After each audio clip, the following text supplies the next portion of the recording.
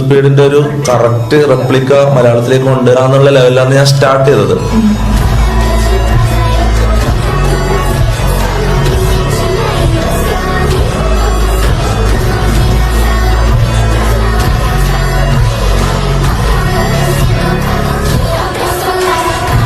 എനിക്ക് ഹിന്ദി അറിയാണ്ടായിപ്പോയി, സത്യം പറയാതാ. ഞാൻ ആദ്യം പ്ലാൻ ഇടുമ്പില്ലേ, എൻ്റെ മൈൻഡില് ഇത് നോർത്ത് ഇന്ത്യയിലേക്ക് കൊടുക്കാന്നുള്ള മൈൻഡായിരുന്നു. നോർത്ത് ഇന്ത്യയിലാണ് ഞാൻ എനിക്ക് ഹിന്ദി അറിയാമായിരുന്നെങ്കിൽ, ഇപ്പം എനിക്ക് ഹിന്ദി അറിയാം, ആ സമയത്ത് എനിക്ക് തീരെ ഹിന്ദി അറിയില്ലായിരുന്നു, വളരെ വീക്കായിരുന്നു എൻ്റെ ഹിന്ദി. എനിക്ക് പ്രോപ്പറായിട്ട് ഹിന്ദി അറിയാമായിരുന്നെങ്കിൽ ആ സമയത്ത് ഈ ഐസോ സ്പീഡ് എന്നുള്ള സാധനം ഞാൻ ഹിന്ദിയിലേക്കാണ് ഞാൻ കൊടുക്കുക. അതായത് നോർത്ത് ഇന്ത്യൻ ഓഡിയൻസിനെ കിട്ടുക.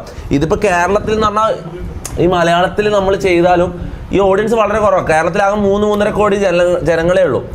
ഇന്ത്യയിൽ എന്ന് പറഞ്ഞാൽ ഹിന്ദി സംസാരിക്കുന്ന ജനങ്ങളെന്ന് പറഞ്ഞാൽ 10-100 കോടിന് മുകളിൽ ഹിന്ദി സംസാരിക്കുന്ന ആൾക്കാരാണ്. മനസ്സിലാവും. ഞാൻ നോർത്തിലെ ചെയ്തിനെങ്കിൽ മുത്തേ കാര്യം പറയല്ല, മിനിമം ഏറ്റവും കുറഞ്ഞത് ഒരു 50 മില്യൺ അല്ല 100 മില്യൺ ഉറപ്പായിട്ട്, 100 മില്യൺ ഉറപ്പൊക്കെ. കാരണം ഇന്ത്യയിലെ കണ്ടന്റ് ക്രിയേറ്റേഴ്സിന് ഇന്ത്യയിൽ കുറേ ഓഡിയൻസ് ഉള്ളതുകൊണ്ട് അവിടെയെല്ലാം മൊത്തം ഇതെല്ലാം കൂടുതലാണ്, വ്യൂസും സബ്സ്ക്രൈബേഴ്സും എല്ലാവർക്കും കൂടുതലാണ്. ഇന്ത്യയിലുള്ള ക്രിയേറ്റേഴ്സിന് എല്ലാവർക്കും കൂടുതലാണ്. അവിടെ എല്ലാവർക്കും 50 മില്യൺ 100 മില്യൺ എല്ലാം അല്ലേ. മറ്റേ കാരിമിനാറ്റി പിന്നെ അങ്ങനത്തെ കുറേ ഹിന്ദി ക്രിയേറ്റേഴ്സ് ഉണ്ട്. മനസ്സിലാവും. ഇവർക്കെല്ലാം ഭയങ്കര ഇതാണ്. 100 മില്യൺ 50 മില്യണിലാണ് ഞാൻ ഇന്ത്യയിൽ ചെയ്ത്. എനിക്ക് ഹിന്ദി അറിയണം ഇപ്പോൾ. ആ ഒറ്റ ഇതിലാണ് ഞാൻ ഈ വിദ്യാഭ്യാസത്തിന്റെ ഒരു സംഭവം എന്ന് വെച്ചാൽ, പക്ഷേ വിദ്യാഭ്യാസം എന്ന് പറഞ്ഞാൽ സ്കൂളിലോ കോളേജിലോ പഠിച്ചാൽ നമുക്ക് ഹിന്ദി അങ്ങനെ ഫുൾ ഫ്ലുവൻ്റ് ആകാനൊന്നും പറ്റൂല, അങ്ങനെ ഉണ്ടാവില്ല.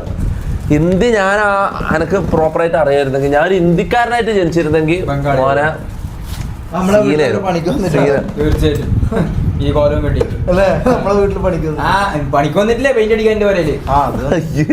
ശരിയാലോ, മരിക്കാൻ തോന്നുന്നു. ഞാൻ ഫസ്റ്റ് കണ്ടപ്പോ ബംഗാളിയാന്ന് തന്നെയാണ് ഞാൻ വിചാരിച്ചത്.